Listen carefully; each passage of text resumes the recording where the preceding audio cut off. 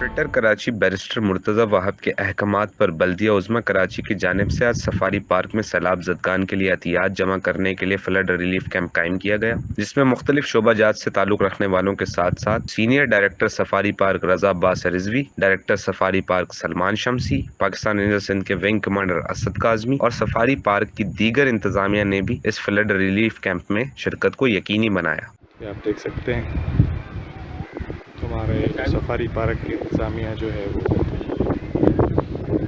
کام میں لگی ہوئی سر۔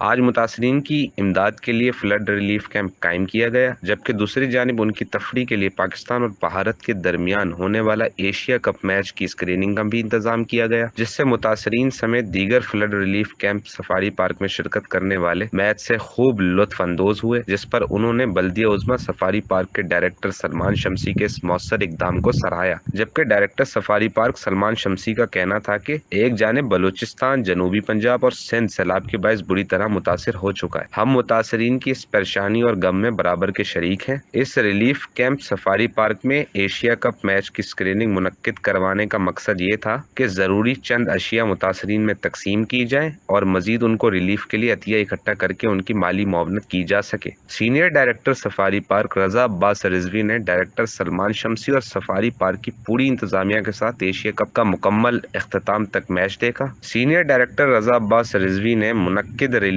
کیمپ کے حوالے سے بھی انتظامیہ سے خصوصی گفتگو کی اور متاثرین کی مزید امداد کے لیے انتظامیہ کو احکامات جاری کیے اور ان کے حق میں دعا بھی کی۔ کیمرہ مین سعید کے ساتھ رپورٹر مبشر حسین، میگا نیوز، کراچی۔